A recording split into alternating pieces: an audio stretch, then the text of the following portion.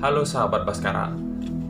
Pada kesempatan kali ini kita akan membahas Sloka 78 dalam Bhagavad Gita bab 18. Dalam sloka ini dikatakan bahwa inilah pendapat hamba dimanapun ada Sri Krishna, penguasa ajaran yoga, dan dimanapun ada Arjuna, sang pemanah utama, maka di sana pasti ada kemakmuran, kejayaan, kesejahteraan, dan moralitas yang tinggi.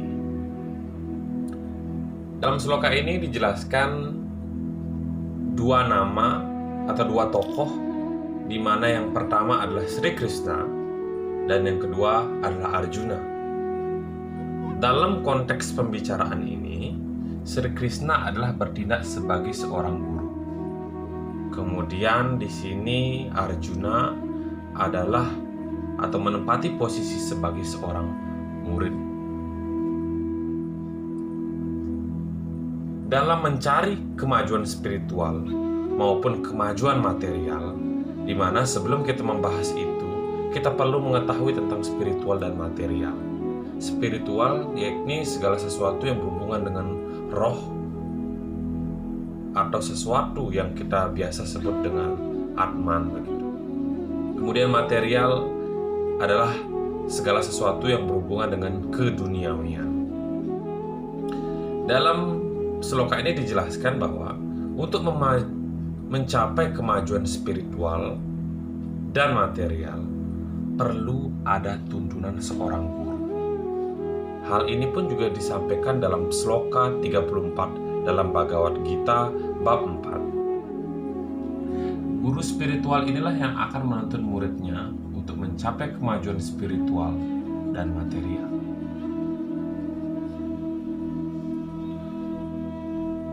Tentu ada yang harus dilakukan oleh seorang murid, di mana guru dan murid tersebut sesungguhnya memiliki hubungan timbal balik yang saya lambangkan dengan tanda panah ke kanan dan ke kiri.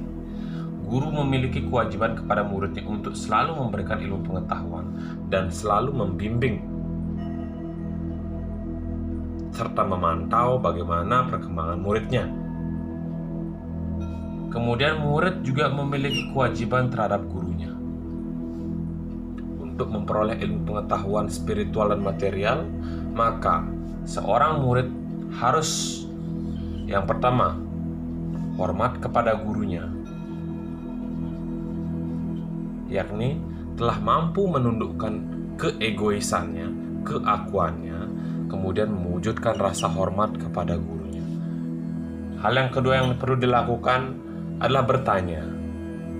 Nah, ini diperjelas dalam sloka 34 bab 4, di mana seorang murid diminta untuk kritis. Oleh karena itu, mengapa guru-guru kita yang sering kita temui di sekolah, kemudian di tempat-tempat kita belajar, dianjurkan untuk bertanya. Karena dalam Weda pun dijelaskan bahwa seorang murid yang ingin memperoleh ilmu pengetahuan supaya masuk dengan cepat dan mudah, ia harus bertanya. Dan yang terakhir, yang ketiga, yakni melayani gurunya dengan hati yang bersih. Melayani dengan hati bersih. Seorang murid hendaknya seperti ini.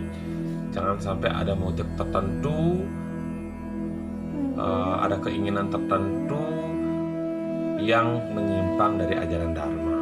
Tentu seorang murid harus melayani seorang gurunya dengan hati yang bersih, dengan rasa ikhlas. Dari ketiganya ini dapat disimpulkan bahwa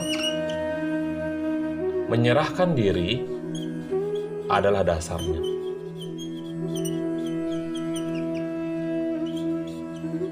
Tentu menyerahkan diri ini dasarnya adalah rasa cinta kasih kepada gurunya. Oleh karena itu, pengetahuan-pengetahuan dalam Weda yang meliputi aspek Brahman yang tidak bersifat pribadi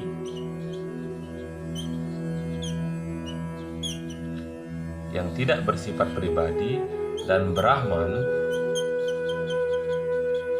yang bersifat pribadi.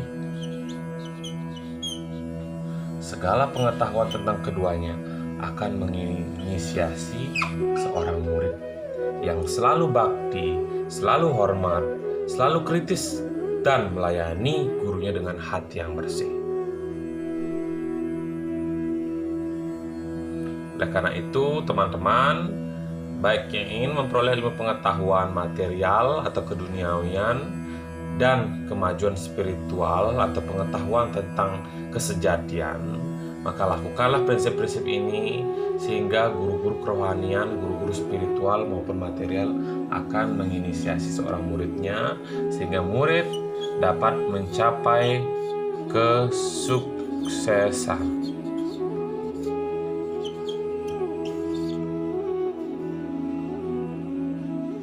Baik, itu saja penjelasannya. Semoga dapat tercerahkan dan sampai jumpa.